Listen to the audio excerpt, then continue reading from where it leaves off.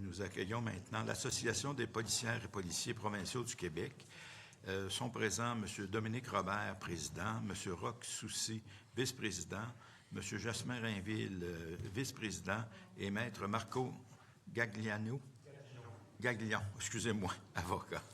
Alors, je vous donne la parole pour les 10 prochaines minutes et après ça, on procède aux échanges. À vous. Merci, M. le Président. Madame la ministre, bonjour. Mesdames et messieurs les membres de la Commission, je vous remercie de nous permettre de prendre part aux travaux entourant le projet de loi 23. Je suis Dominique Roberge, président de l'Association des policières et policiers provinciaux du Québec. Et comme l'a dit M. le Président, je suis accompagné aujourd'hui par mes collègues, M. Roch Soucy, qui est premier vice-président aux affaires juridiques de notre association, ainsi que M. Jasmin Rainville, vice-président aux relations de travail. Je suis aussi accompagné de Maître Marco Gagliano, conseiller juridique de la PPQ. La PPQ représente les policières et policiers de la Sûreté du Québec. Nos membres interviennent quotidiennement auprès de personnes en détresse, de familles dépassées, de proches inquiets et de citoyens vulnérables. Ils le font dans des milieux très différents, grands centres, municipalités régionales, secteurs ruraux, territoires éloignés, communautés isolées et régions où l'accès aux services sociaux et de santé mentale varie énormément. Je tiens à mentionner que la PPQ milite en faveur d'une mise à jour des dispositions régissant l'intervention policière en matière de santé mentale depuis des années. Je désire préciser que la PPQ a été appuyée par la Fédération des policières et policiers municipaux du Québec, la Fraternité des policières et policiers de Montréal, ainsi que l'Association canadienne des policiers dans ses revendications. D'autre part, j'attire votre attention sur la présence de M. Maurice McDonald dans la salle ici aujourd'hui, ainsi que sa fille, Nathalie McDonald. Il représente une famille avec qui nous avons eu des échanges fréquents depuis leur cri du cœur dans les médias. M. McDonald a un fils vivant une situation de santé psychologique difficile et il a expérimenté les faiblesses du système actuel. Ensemble, ils représentent la voix des familles éprouvées qui, à elles seules, doivent souvent porter le fardeau d'une détresse à laquelle le cadre actuel n'offre pas de réponse. Je les remercie de leur présence et de leur confiance. Maintenant, notre présence aujourd'hui n'a pas pour objectif de réclamer plus de pouvoir policier. Ce n'est pas l'angle de notre intervention. Notre objectif est plus simple.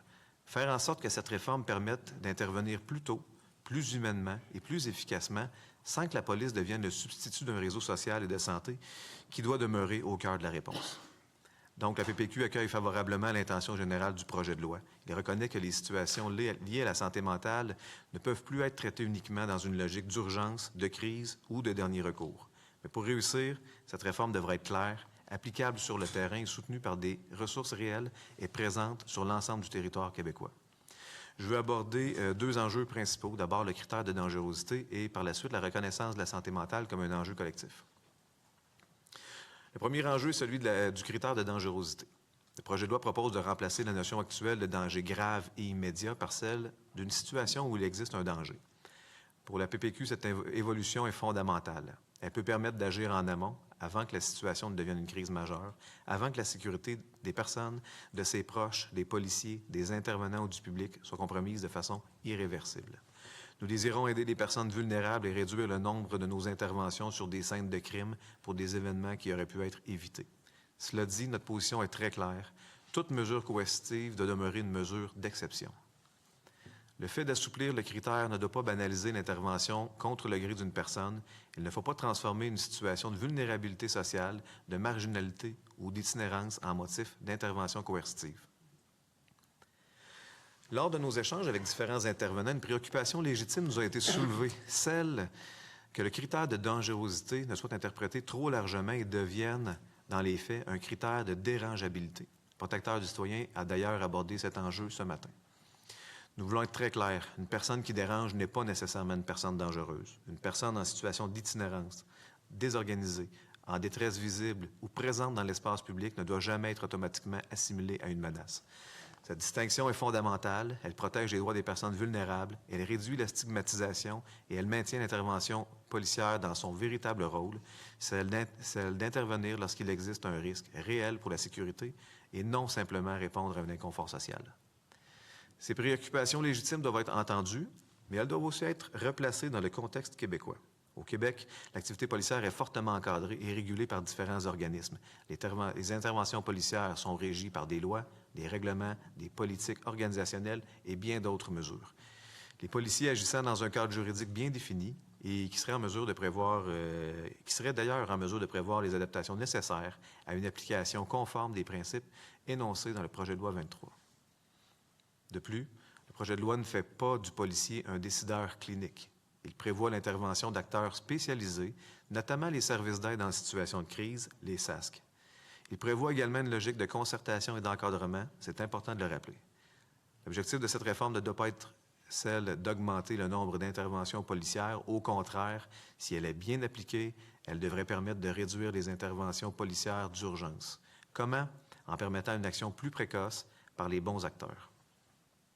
Nous devons donc collectivement arriver à réduire le nombre d'interventions en santé mentale qui sont actuellement au nombre de 26 000 en 2025, et ce, uniquement pour la Sûreté du Québec. Ces interventions prennent en moyenne 3h30 et mobilisent plusieurs policiers.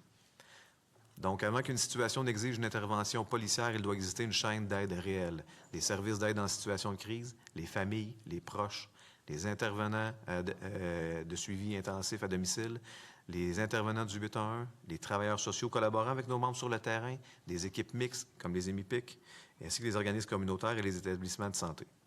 Pour la PPQ, le changement proposé peut être positif s'il s'accompagne de balises claires, de formation, de politiques opérationnelles précises et d'une disponibilité réelle des partenaires partout au Québec. Le deuxième enjeu est celui de la reconnaissance du principe fondamental, la santé mentale, qui est un enjeu collectif.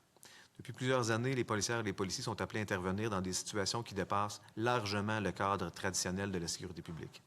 On parle de détresse psychologique, de vulnérabilité sociale, de dépendance, de crise familiale ou d'un manque de suivi ou de ressources disponibles au bon moment. Ces situations ne peuvent être traitées uniquement comme des appels policiers.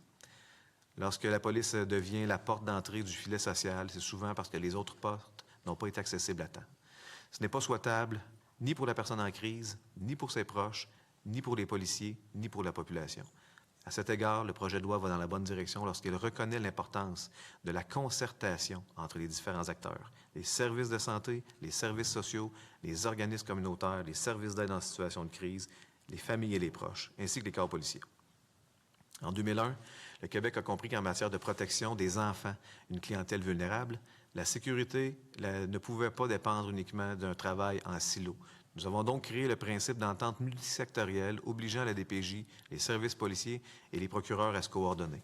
En matière de santé mentale, le projet de loi 23 doit poursuivre la même logique, créer une coordination réelle, obligatoire, rapide et opérationnelle entre les services de crise, de santé, de services sociaux, les familles et les proches, ainsi que les partenaires judiciaires. Le plan d'action concerté ou le PAC devient ici un outil central. Il permet de sortir d'une logique d'intervention ponctuelle où chaque acteur agit de son côté, souvent trop tard, avec une information partielle. C'est d'ailleurs l'un des enseignements majeurs du rapport de la coroner Jeanne Kamel dans le dossier du décès de Maureen Brault et d'Isaac Brouillard-Lessard. Lorsque les acteurs travaillent en silo, les informations ne circulent pas et les signaux de risque ne sont pas pris en charge de façon concertée. Le système intervient alors trop tard. Le PAC permet de travailler dans une logique de prévention, de coordination et de responsabilité partagée. Bien utilisé, il peut permettre d'identifier plus rapidement les situations à risque, de mieux coordonner les actions, de partager l'information pertinente et d'éviter la répétition des appels au 911. La porte d'entrée pour les proches des familles doit maintenant être le 811 et non pas le 911. Pour nous, c'est une avancée importante, mais il faut être clair, la concertation ne doit pas demeurer un principe théorique de la loi. Sur le terrain, les policiers et les policières doivent savoir qui appeler, les intervenants doivent être disponibles, les responsabilités doivent être connues et les mécanismes doivent être simples. L'information doit circuler. La police ne peut pas remplacer à elle seule le réseau de santé et des services sociaux. Les policiers peuvent sécuriser, désamorcer, protéger, transporter lorsque les conditions légales sont réunies, mais ils ne peuvent pas remplacer le suivi clinique, le soutien psychosocial, les services communautaires, ni la coordination des soins. Ils ne peuvent pas porter seuls la détresse des personnes et de sa famille. C'est pourquoi les services d'aide en situation de crise, les SAS, doivent jouer un rôle central. Ils doivent être le pivot d'une coordination avec les différents partenaires, les familles et les proches. Les familles, d'ailleurs, sont souvent les premières à voir la détérioration de l'état d'une personne. Elles connaissent son historique, ses déclencheurs, ses comportements, ses périodes de rupture et parfois ses facteurs de protection. Trop souvent, elles appellent la police parce qu'elles ne savent plus vers qui se tourner. Elles ne devraient pas être laissées seules devant la crise à l'écart des discussions lorsqu'un proche est touché. Le projet de loi peut permettre de changer cette dynamique, mais seulement si les mécanismes de coordination sont réellement accessibles, rapides et adaptés aux réalités régionales. Monsieur le Président, la PPQ accueille favorablement l'esprit du projet de loi 23. Il reconnaît que les situations en santé mentale doivent être abordées plus tôt, plus humainement et de façon mieux coordonnée. Mais la réussite de cette réforme reposera sur des conditions très concrètes. Des services de crise disponibles partout au Québec, y compris en région, une coordination réelle entre les partenaires, un partage d'informations unifié, bien balisé, une prise en charge rapide par le réseau, une formation uniforme et un suivi rigoureux ultérieur des mesures mises en place. Le message est simple. Les policiers doivent demeurer des partenaires de sécurité publique et non pas devenir le substitut des services sociaux et de la santé. Si cette réforme permet de remettre chaque acteur à la bonne place, elle pourra réduire la judiciarisation, diminuer la pression sur les patrouilleurs, soutenir les familles, protéger les personnes vulnérables et améliorer la sécurité de tous. La PPQ souhaite contribuer à cette réforme avec un objectif clair, faire en sorte qu'elle fonctionne réellement sur le terrain pour les personnes vulnérables, pour leurs proches, les policiers et la population. Merci. Merci beaucoup, M. Robert. Alors, Mme la ministre, je vous invite à débuter cet échange. Oui, alors écoutez, bien d'abord, merci de vous rendre disponible et de participer là, à ces consultations particulières. J'apprécie beaucoup ce que j'entends et je veux vous remercier puis remercier vos membres pour le travail qu'ils font sur le terrain au quotidien, 24 heures sur 24, 7 jours sur 7, puis pour avoir eu l'occasion de discuter avec différents policiers qui m'ont exprimé des situations difficiles dans lesquelles ils se retrouvent. Alors, on voit que la dimension humaine est très importante, puis je veux saluer ça. J'en profite pour saluer M. McDonald. Bonjour, M. McDonald. Merci d'être là. J'ai compris que vous êtes accompagné de votre fille, c'est bien ça. Merci. Merci d'être là. Ça nous fait chaud au cœur de... Puis ce matin, c'était la même chose. On avait donc des proches aidants, des parents qui sont présents. On a eu des usagers aussi. Alors, c'est important, c'est comme ça qu'on fait cheminer les choses. Le projet de loi, en fait, la loi P38, elle est en vigueur depuis près de 30 ans. Et ce n'est pas rien, près de 30 ans. Et malgré tous les aménagements, la formation qui a été donnée, et malgré le fait qu'il y a eu un soutien, puis du développement quand même, il faut le dire, j'imagine que vous êtes à même de constater que nos réseaux ont évolué collectivement, le réseau de la santé, puis le réseau aussi, les approches au niveau policier, au niveau des travailleurs sociaux, la patrouille mixte, tout ce qu'on a mis en place là, dans les équipes de suivi intensif dans le milieu, les centres d'accompagnement aussi pour les situations de crise. Il y a eu beaucoup de travail de fait dans le réseau, mais force est de constater qu'on a un nombre important, c'est des milliers de personnes qui utilisent, c'est pas le bon terme, mais qui sont sous la P38 dans le courant d'une année. Alors, c'est extrêmement important. Je vais sortir le chiffre tantôt, là, mais je pense que ça s'apparente autour de 10 000 et plus. C'est incroyable quand j'ai vu ce chiffre-là. Alors, c'est des histoires humaines en dessous de tout ça. Puis certaines personnes, c'est pas juste une fois par année. Fait que c'est assez traumatisant. Puis je faisais le parallèle que pour moi, la P38, c'est comme les soins intensifs psychiatriques. Là. C'est comme quand on arrive à l'urgence, puis qu'on a un trauma physique, on rentre la personne dans la salle de trauma, puis là, les équipes s'activent. Mais quand on arrive en santé mentale, ou avec un trouble mental, puis qu'on est dans une situation de désorganisation, c'est à peu près la même affaire. Sauf que la salle de trauma est pas mal traumatisante aussi, puis peut laisser des séquelles. Alors, écoutez, je retiens plusieurs choses de ce que vous avez dit. D'abord, intervenir plus tôt sans que les policiers remplacent le rôle d'intervenant. C'est vrai, c'est très, très important. Puis j'aimerais ça peut-être vous entendre aussi concernant justement ce rôle mixte. Comment vous le voyez, le rôle des policiers,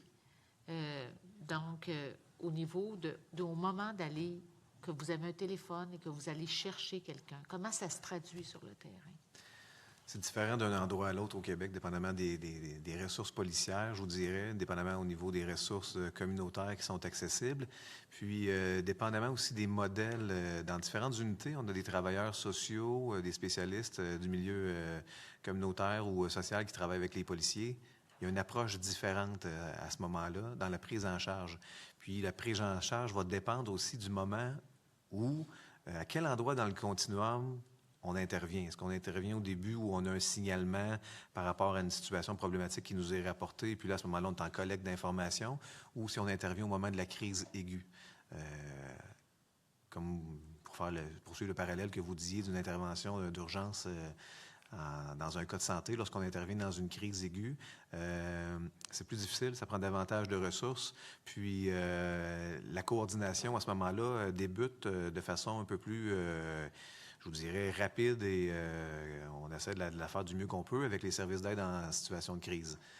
Évidemment, ça dépend de la disponibilité des ressources, mais la collaboration est très importante. Les plus belles situations qui me sont rapportées de prise en charge d'un cas d'un cas qu'on appellerait, disons, je vais faire le parallèle.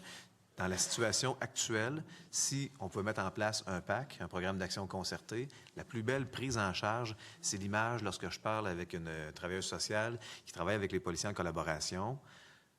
La travailleuse sociale prend connaissance des cartes d'appel qui sont arrivées dans les derniers jours, puis constate qu'à un certain moment, on fait affaire avec un individu avec qui on ne faisait pas affaire il y a quelques semaines, un individu qu'on ne connaît pas. Donc, de concert avec un policier d'unité, peut faire du renseignement sur ces différents événements-là, puis par la suite, elle a accès à des données au niveau médical. Donc, elle, de son côté, va aller consulter des bases de données. C'est qui cette personne-là? Est-ce qu'il est nouveau dans la région? Est-ce qu'il y a un nouveau traitement médical qui est essayé, qui pourrait expliquer pourquoi il y aurait une désorganisation? On en est où au niveau médical?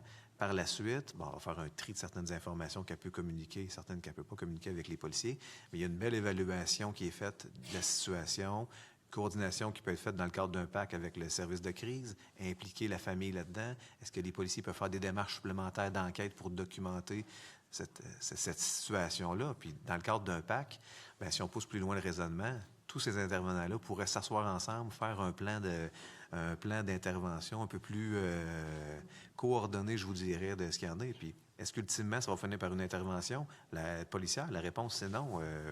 Le 811, le service d'aide en situation de crise, peut prendre un certain leadership là-dedans, à faire des suivis à domicile. Est-ce que la personne va avoir rempli des dispositions préalables de traitement dans ce cas-là qui vont aider la prise de décision dans son cas? Je vous dirais que c'est les plus belles situations actuellement, mais si on pousse le raisonnement dans le cadre d'un éventuel PAC, on est capable d'aller plus loin dans ces interventions-là encore.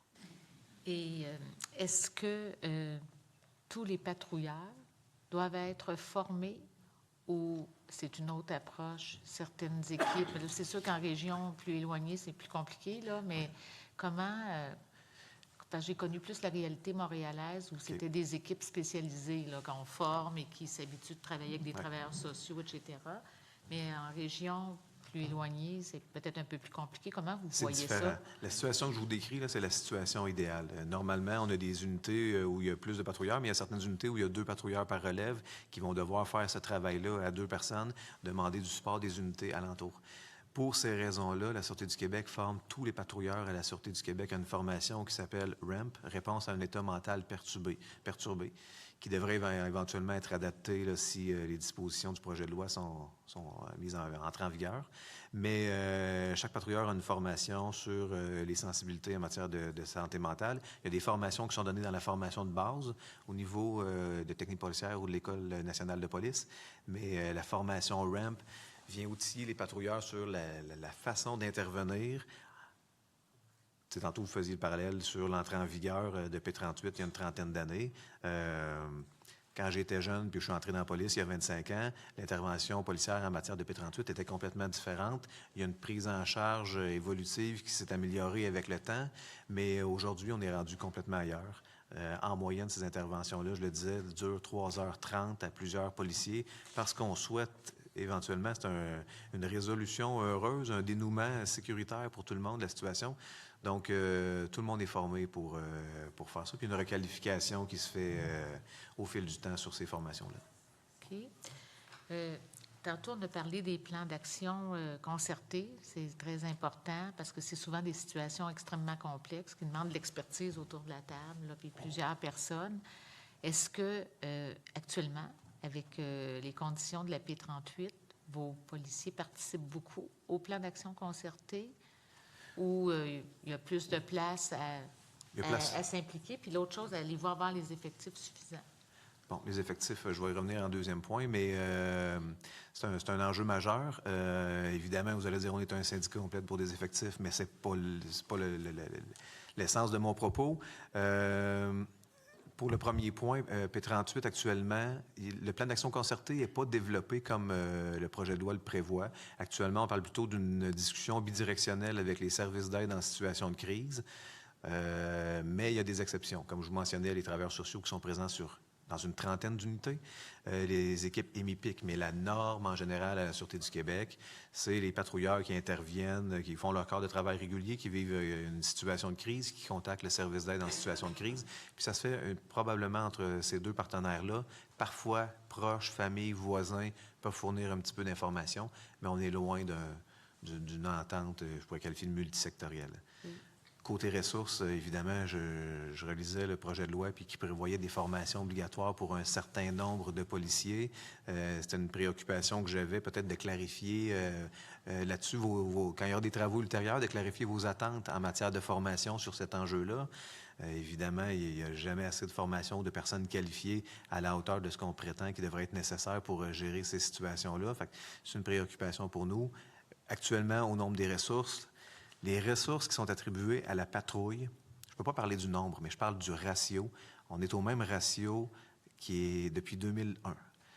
On a intégré des corps de police municipaux, donc nos ressources qui sont attribuées à la patrouille, le nombre absolu augmente, mais le ratio demeure le même depuis 2001, malgré la complexification des interventions policières, malgré la formation RAM que je vous dis qui prend plus de temps, et malgré l'accroissement de la population, on est dans les mêmes ratios. On a le plus bas taux de policiers par 100 000 habitants du G7. Donc, conséquemment, combiner ça à l'étendue de notre territoire au Québec, ça pose défi les ressources. C'est la position de la PPQ, mais c'est aussi la position de la Sûreté du Québec qui fait des revendications sur cet enjeu-là. Il y a une pression sur les ressources. Donc, ce qu'on souhaite, c'est qu'avec l'application du projet de loi 23, ces mesures-là soient capables de libérer une certaine marge de manœuvre pour nos patrouilleurs, nos policiers, nos policières sur le terrain. Parler au ministre Lafrenière. J'ai aucun doute. Alors, donc, Monsieur le Président, je laisserai mon Jonquière. Collègue, député de Jonquière. Oui, allez-y. Bonjour, combien de temps, M. le Président? Il vous reste 5 minutes, M. le député. 5 minutes? Oui. Alors, je vais pouvoir poser ma question plus humaine, moins technique. Vous avez dit deux phrases quand même percutantes. Vous avez dit parfois la situation dépasse le cadre, puis vous avez dit peut-être amener davantage les gens à avoir le réflexe quand la situation l'exige d'aller vers le 8-1 plutôt que le 9-1. Puis des témoignages plus personnels des fois que j'avais de policiers qui me disaient Yannick, la job a changé. C'est pas nécessairement ce qu'on avait appris. C'est davantage peut-être en lien avec le travail social, la santé mentale. Ma première question, c'est comment vont les troupes? Puis c'est-tu le métier qu'on pensait? Parce qu'il s'est transformé, ce métier-là. Le métier s'est transformé. Pour les gens qui entrent dans le métier dans les dernières années, bien, il y a une sensibilisation, il y a une formation parce qu'il y a une prise de conscience sur l'évolution de la situation qui leur a été enseignée. Mais pour les gens, là, je vous dirais, qui sont entrés comme moi il y a 25 ans, un petit peu avant ça, ils ont vu le travail changer. Les interventions en matière de santé mentale, je vous parlais de 26 000, mais si on recule de 10 ans, on est environ à 10-12 000 interventions. Donc, on a plus que doublé les nombres d'interventions en santé mentale. Pour les gens qui ont un intérêt, qui ont des formations, qui ont développé une expertise là-dedans, il peut y avoir une certaine aisance, puis un certain plaisir ou un certain accomplissement à effectuer ce travail-là. Mais évidemment, c'est pas tout le monde qui a ces affinités-là. Donc, ça amène des défis au niveau personnel, des réflexions au niveau de l'orientation ou des choix de carrière. Ça amène une pression puis un défi supplémentaire. Mais actuellement, c'est la fréquence ou le volume qui fait en sorte que c'est difficile pour les troupes. Merci, vous l'expliquez bien. J'ai adoré, là, vous avez parlé beaucoup de concertation, puis communication, puis on sent là, que tout le monde veut travailler ensemble. On sent davantage votre volonté, toujours en respectant le cadre légal, puis bien sûr l'éthique, mais je veux vous entendre sur le niveau d'information qu'on peut mettre en commun entre les partenaires, jusqu'où qu'on peut aller, justement, si l'individu est au centre, si la personne vulnérable est au centre, jusqu'où on peut aller. Tantôt, vous dites, bien, ça, on peut pas le dévoiler, ça, on peut le dévoiler, hop, on va parler du bout des lèvres. À la mesure où certaines personnes qui participeraient au plan d'action concerté sont capables d'aller au bout de l'information dans leur créneau, on est à l'aise que les gens à la table ne partagent pas nécessairement toutes ces informations-là. Par exemple, nous, les policiers, là, on n'a pas besoin d'être au courant d'un diagnostic pour une personne précise. Le diagnostic, ça peut être subjectif. Les éléments qui nous intéressent, c'est les critères de dangerosité. Qu'est-ce qui, dans les derniers mois, a préoccupé cette personne-là? Est-ce qu'on considère qu'il y a des risques homicidaires, suicidaires? Qu'est-ce qui s'est produit lorsque ces personnes-là ont été admises en établissement ou lorsqu'il y a eu des plans de sortie ou des plans de prise en charge au niveau social? Comment ça s'est conclu? Au niveau policier, c'est essentiellement l'information qu'on a besoin, pas nécessairement plus. Donc, on comprend qu'il y a des groupes, il y a des gens, des organismes qui ont des préoccupations à ce niveau-là, mais on veut aborder les objections en disant qu'à ce niveau-là, c'est pas de notre intérêt à aller faire du renseignement ou à aller collecter des données médicales sur des personnes vulnérables qui ont besoin d'assistance. C'est clair. Puis, il me reste peut-être quelques instants. On l'a vu, la P38 a 30 ans. Madame la ministre a le courage, puis je pense que c'était demandé par le milieu de vivre ce qu'on vit aujourd'hui. En lien avec les modifications proposées, les critères d'évaluation, tout ça, est-ce que vous avez des choses? Tantôt, vous dites, si on ne touche pas à ça dans la P38, y a-t-il des choses que vous aimeriez peut-être mentionner? Au niveau, puis c'est pour faire un peu, qu'on poursuive sur votre précédente question au niveau de l'information. Actuellement, il y a une disparité. Bien qu'il y ait des critères qui ont été élargis sur la communication d'information, il y a des disparités régionales. Il y a des ententes qui sont réglées avec les CIUS un peu partout au Québec. Les ententes sont à géométrie variable et l'application, même à l'intérieur d'un même CIUS, est aussi à géométrie variable. Donc, éventuellement, le projet de loi, je pense, à 13.9, réfère à une éventuelle entente cadre nationale. Cette entente cadre nationale-là devrait prévoir qu'un organisme comme Santé Québec pourrait chapeauter un protocole d'échange d'informations au niveau national, quelque chose de global, avec lequel les différents acteurs vont être formés, ils vont être rassurés, vont être formés sur leurs obligations, sur la possibilité de divulguer certaines informations versus le secret professionnel. Il y a beaucoup de réticences dans certains milieux sur la divulgation d'informations, compte tenu des impacts potentiels que les gens peuvent affronter à cause de leurs obligations en matière de secret professionnel. Donc, on pense qu'au niveau national, c'est quelque chose qui pourrait être bonifié. Merci. Merci beaucoup, M. le député. Le temps étant terminé, je vais passer la parole à Mme la députée de Darcy-Mehigi. Merci, M. le Président. Merci à vous tous pour la production du mémoire et de votre présentation aujourd'hui. Vous êtes les premiers à reconnaître que le décès tragique, il y a 3 ans, de la sergente Maureen Brault a été un élément déclencheur pour cette réforme. Peu de temps après, le ministre Carman, à l'époque, avait demandé justement à l'Institut de faire un rapport, de faire un recueil, etc. Donc, je pense que c'est très approprié que vous soyez là et qu'on puisse vous entendre parce que vous parlez du fait que ça va être la réforme du P38, ça va être un outil pour vous dans vos interactions, mais c'est aussi un élément de sécurité, justement, ce qu'on a vu, ce qui est arrivé il y a 3 ans. Donc, je vous demanderai comment est-ce que la réforme qui est proposée aujourd'hui va vous aider à éviter des situations, justement, comme celle qu'on a vue tragiquement il y a 3 ans? Très concrètement, Par des situations, je vous expliquerai, je vous donnerai un exemple. Si, par exemple, moi et mon collègue Roch, on reçoit un appel pour une personne qui est en crise, puis la personne au bout du téléphone nous mentionne que la personne en crise brise des choses dans son logement, injure ses voisins et fait des menaces ou semble agressif. Moi puis Roch, on est sur le territoire de la Sûreté du Québec, donc on est à environ 20-25 minutes de là. On se dirige sur place. On arrive, on constate l'ampleur des dégâts. Des témoins nous mentionnent ce qui s'est passé. Mais lorsqu'on rencontre monsieur qui ne va pas tellement bien, quand on lui parle, bien, il s'est calmé. Puis les gens nous disent que bon, il a menacé de se jeter en bas de l'immeuble.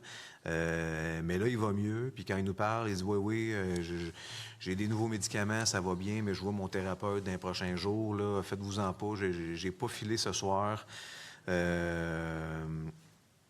À un certain moment, on contacte le centre service d'aide en situation de crise. On peut convenir que dans les dispositions actuelles de P38 qu'il y a une situation, le critère de la gravité de l'intervention ou de la crise est présente, mais le danger il est grave, mais est-ce qu'il est immédiat? La réponse, c'est non. Donc, on va se croiser les doigts, on va rassurer tout le monde sur l'intervention. On va dire, écoutez, on va espérer que ça va aller mieux, on va espérer que ça va demeurer stable, mais à la prochaine crise, appelez-nous, on va arriver plus rapidement, on va le constater. Puis si monsieur est encore en crise, à ce moment-là, on va avoir les assises légales pour que le service d'aide en situation de crise nous demande de le transporter à ce moment-là. Et là, on va aller chez monsieur 1, 2, 3, 4 reprises, puis éventuellement, on va souhaiter être capable de faire un transport et que tout se déroule bien, mais dans des situations, malheureusement, on va arriver, monsieur va être décédé ou monsieur va s'en être pris à un voisin. On préfère intervenir en matière de santé mentale et faire un transport dans une situation où il y aurait un programme, un plan d'action concerté que gérer une scène de crime par la suite. Donc, c'est ce qui nous permettrait de changer avec... d'améliorer l'intervention en amont avec le projet de loi 23. Dans ce cas-ci, si les dispositions ont été mises en place, bien, suite à la présence de Roch et moi sur la scène, on contacte le service d'aide en situation de crise. Il y a un déclenchement à ce moment-là d'un plan d'action concerté. Les acteurs au niveau de la santé, les personnes qui font le suivi de monsieur sont contactés. Et puis là, il y a une plus grande évaluation, je vous dirais, plus globale au niveau médical qui va se faire de la situation plutôt que l'évaluation de monsieur Soucy, de moi et de la personne au bout du téléphone. Donc, la réponse va être plus adaptée. Et à l'article 8 du projet de loi, on parle d'un intervenant d'un service d'aide en situation de crise que vous auriez à contacter justement pour la prise en charge. Mais vous avez parlé, entre autres, de disparités régionales. Deux choses. Question, est-ce que ces intervenants sont disponibles 24/7, comme vous l'êtes? Votre travail se fait de façon 24/7. Et c'est ça, la question de disponibilité en région. Donc, si cette personne n'est pas disponible, on est en train de ralentir tout le processus et ça va affecter le travail que vous faites. Donc, d'après vous, est-ce qu'on devrait élargir ce rôle, justement, pour inclure d'autres intervenants, donc qu'il y ait toujours quelqu'un qui soit disponible 24/7 dans toutes les régions pour que vous puissiez, justement, suivre ce processus? Les intervenants des services d'aide en situation de crise en région, je dois vous avouer que c'est un enjeu. Il y a certaines limites à la disponibilité. Qu'on parle Côte-Nord, Gaspésie, Abitibi, à certains moments, on rapporte des situations où les ressources n'étaient pas nécessairement disponibles. Peut-être parce qu'il y avait un manque de ressources, peut-être parce qu'il y avait d'autres situations qui se géraient en parallèle, mais ça cause problème actuellement sur le terrain. Et une particularité qu'il faudrait adresser par rapport au projet de loi 23, c'est le fait que actuellement, dans les dispositions de P38, le policier peut transporter une personne contre son gré à la demande du service d'aide en situation de crise, ce qui est la situation qu'on souhaite. Si ce n'est pas possible, il y a un deuxième critère qui est permis. Si le policier en fait l'évaluation, qui répond aux critères définis par P38, il peut le faire à la demande de la famille aussi. Le critère de la famille dans le projet de loi 23 n'existe plus. Dans la mesure où les ressources sont toujours disponibles en région, 24/7, ça ne cause pas de problème. Par contre, si la situation actuelle perdure, puis qu'on applique le projet de loi 23, on va arriver dans des zones grises. On va avoir des policiers qui vont gérer des situations de crise et qui, normalement, s'appuieraient sur l'opinion ou la demande du service d'aide en situation de crise. Et dans le cas où il n'y a pas de réponse au bout du téléphone cette journée-là, il y a un vide. Évidemment, dans des situations de danger pour la vie, les policiers vont intervenir un peu en se basant sur les principes de common law pour être capable de déplacer la personne quand même puis l'amener à l'hôpital. Mais il y a des situations où on va tomber dans une zone grise un petit peu. Donc, c'est l'importance sur laquelle on tablait d'être certain que les ressources sont disponibles pour porter assistance aux policiers dans ce cas-là. Donc, évidemment, on espère que le gouvernement s'assurera que les ressources sont disponibles dans toutes les régions, mais vous suggérez également que les familles puissent jouer ce rôle-là. Pour le jouer dans ce rôle-là. Si on ne peut pas garantir que les ressources seront disponibles pour être capable d'enclencher ces procédures-là, il faut peut-être être en mesure de s'appuyer sur l'opinion des familles pour éviter un vide juridique. Et nous avons parlé de formation et, comme vous le savez peut-être, lors du dernier budget, il y a un peu plus de 100 millions de dollars qui a été mis de côté justement pour l'application de la réforme du P38. Je ne sais pas, on attend la ventilation du budget de la ministre, mais si parmi ce plus de 100 millions de dollars-là, il y a de l'argent qui est compris justement pour la formation, Puis on comprend qu'il y a eu des enjeux dans le passé. On voyait que le pourcentage, par exemple, d'agents de la SQ qui suivaient certaines formations n'était pas atteint. Donc, on veut s'assurer, parce que évidemment, là, vous jouez un rôle encore plus important, parce que c'est vous qui allez être les premiers sur la ligne à prendre la décision si la personne devrait être, si le P38 devrait être appliqué. Donc, c'est des formations quand même assez particulières, parce que qui vont devoir suivre la réforme de la loi. J'imagine pour vous, le gouvernement a un rôle à jouer de vous offrir cette formation-là. Donc, on espère que dans le 100 millions qui a été mis de côté, que ces formations-là soient incluses. Assurément, c'est une préoccupation. Je le mentionnais tantôt, l'activité policière est très régulée, puis la mise en place du projet de loi 23 ne fera pas de défaut aux règles. On ne pourra pas se soustraire aux règles d'observation de l'activité policière. Donc, la formation va devoir être dispensée aux policiers pour s'assurer que la façon dont on va être appliquée sera optimale, répondra aux attentes, répondra aux critères légaux énoncés dans le projet de loi, pour éviter des malentendus, éviter des situations où on aurait des erreurs d'interprétation. Puis, c'est 5800 personnes à former sur l'ensemble du territoire québécois. Je ne vous cacherai pas qu'il y a une pression au niveau des ressources si on déploie une telle formation pour l'organisation. Et ma dernière question, parce que le temps s'écoule, vous avez mentionné que dans votre carrière, ou même d'ici 10 ans, il y a 10 ans, le nombre de personnes, d'interventions que vous aviez à faire avec des personnes pour des enjeux de santé mentale a plus que doublé. Oui. Vous n'êtes pas psychologue ou psychiatre. Je vous pose la question en tant qu'observateur. Qu'est-ce qui a fait en sorte qu'il y a eu une telle augmentation? Est-ce que c'est qu'il y a moins de services, il y a plus de précarité dans la société? Je suis curieuse ce que vous aurez pu voir sur le terrain qui aurait justifié cette hausse. Je vous dirais l'ensemble de ces réponses. Quand on parle de nos membres, il y a différentes raisons qui sont mentionnées. La pandémie a contribué à exacerber certaines problématiques, certaines détresses, je vous dirais. Mais je pense que la mécanique de nos organismes, de notre prise en charge de certaines situations, on peut constater certaines lacunes, puis il y a façon d'optimiser les choses qui sont en place actuellement, notamment par différentes mesures qui sont prévues au projet de loi 23. Merci beaucoup. Merci. Alors, Monsieur le député de Laurier-Dorion. Merci. Bonjour, monsieur. Merci beaucoup d'être venu nous exposer votre point de vue. Là. Écoutez, je vais y aller tout de suite du côté de l'évaluation de la dangerosité et la capacité des policiers et policières de faire cette évaluation-là. Et là, je soulève tout de suite une divergence d'opinion que je constate là, dans l'ensemble de la profession policière. J'ai ici les mémoires de l'Association des directeurs de police du Québec déposées aux consultations de l'Institut québécois de la réforme du droit là, à propos des P38. Là, et ils disent textuellement... Là, l'Association des directeurs de police du Québec est d'avis que les services policiers ne devraient pas avoir de rôle à jouer dans cette loi. Les policiers n'ont pas d'accès au dossier médical, n'ont pas les compétences spécifiques, l'expertise médicale pour évaluer convenablement ces personnes en lien avec la LPP. Vous appuyez la loi, c'est tout à fait légitime, là, mais la question que je me pose, là, c'est parce que est-ce que vous avez les moyens nécessaires pour évaluer la dangerosité d'un individu sur les champs? En fait, le poids d'évaluer la responsabilité d'un individu sur le champ ne repose pas uniquement sur l'évaluation du policier.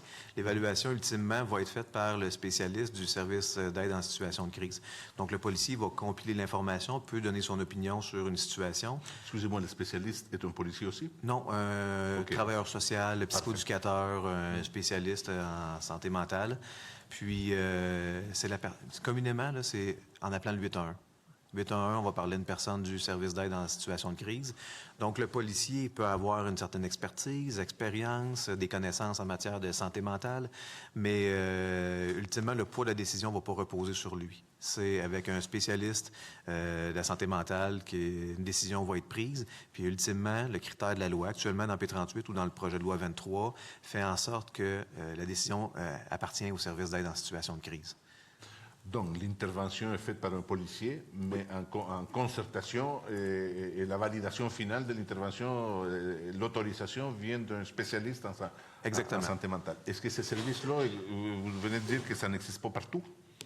Théoriquement, ça devrait exister sur l'ensemble du territoire québécois. Les dispositions actuelles de près de 38 prévoient qu'en l'absence d'un spécialiste, la famille pourrait demander aussi. Donc là, il y a un certain critère qui repose et sur la famille et sur le policier de faire une enquête sur qu'est-ce qui se passe actuellement, est-ce qu'on est dans un danger grave et immédiat, et si c'est le cas, on peut faire le transport à ce moment-là. C'est la deuxième disposition qui est disponible dans le cas où la première n'est pas applicable. Si vous avez dit tantôt.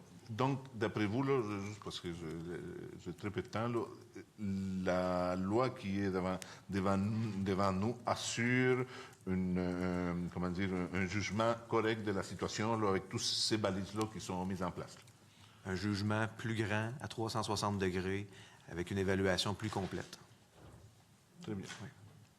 Merci. Monsieur le député des Îles-de-la-Madeleine. Merci, Monsieur le Président. Merci pour votre présentation. Et je sais que ce n'est pas la première que vous faites parce qu'on a effectivement consulté le mémoire que vous aviez déposé dans l'Institut québécois de réforme du droit et de la justice. Puis, on est en droite ligne avec ce que vous avez proposé. Vous avez parlé à ce moment-là de la loi Bryan de l'Ontario. Est-ce que vous avez de l'information sur d'autres juridictions? Moi, on m'a évoqué le cas de la Colombie-Britannique, par exemple. Est-ce que vous avez d'autres informations sur d'autres cadre juridique qui s'approche de ce qu'on nous présente On a eu aujourd'hui? la discussion ce midi à savoir si à l'Association canadienne, on avait fait des comparaisons avec d'autres juridictions, mais non, on n'a pas la comparaison. Mais l'évaluation que vous faites depuis de l'Ontario, du cadre qui a été implanté en 2000, c'est qu'on peut respecter à la fois les droits fondamentaux des personnes et intervenir de façon plus efficace. Oui, et on peut rassurer aussi les personnes qui ont des craintes légitimes, des appréhensions sur une surintervention policière si on met ces mécanismes-là en place. En Ontario, lorsque je parle à des gens qui ont cet argument-là, la comparaison que je fais, c'est si certaines personnes parmi nous ici sont allées à Ottawa dernièrement.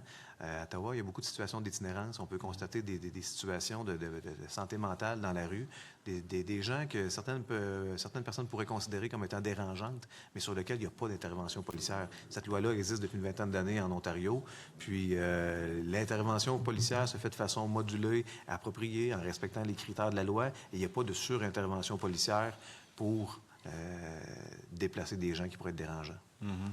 Merci. Vous avez parlé là, du critère qui disparaissait pour appuyer une intervention, là, celui de la famille qui pourrait le réclamer. Dans le mémoire, je l'ai vu rapidement parce qu'il a été déposé dans les dernières minutes. Oui. Est-ce que vous en faites une recommandation à la Commission? Pas de mon souvenir. Je crois qu'on l'aborde, mais je crois qu'il n'y a pas de recommandation précise là-dessus. Mais verbalement, vous semblez nous diriger vers là. Je nous dirigerais vers soit une recommandation ou soit une confirmation qu'il y a des services disponibles partout, que ce soit de façon nationale, disons une ligne provinciale plutôt que des services régionaux dans certaines situations. Ça pourrait être le cas. Oui, parce que moi, je suis particulièrement sensible à la disparité de services qu'on peut avoir à travers le territoire du Québec. Nous aussi. La question des ressources est fondamentale. Donc, je retiens ce point de vue-là également. Peut-être en conclusion sur la formation. Est-ce que j'ai bien compris que vous vous attendez à avoir une formation puis que les policiers sont disposés, intéressés et enthousiastes à l'idée qu'il y ait justement... Clairement, on s'attend à avoir une formation pour que nos membres soient mis à jour sur une éventuelle adoption du projet de loi 23. Il y a des mises à jour ou des éléments qui devront être corrigés dans la loi actuelle, dans la formation actuelle sur réponse à un état mental perturbé. Et si l'organisation veut dispenser une formation au niveau national, spécifiquement sur cet enjeu-là du projet de loi 23, ça va prendre une formation étoffée et digne de ce nom. Merci beaucoup. Merci beaucoup. Alors, je remercie l'Association des policières et policiers provinciaux du Québec de leur participation à nos travaux. Sur ce, je suspends les travaux pour permettre au prochain groupe de prendre place. Merci beaucoup de votre présence.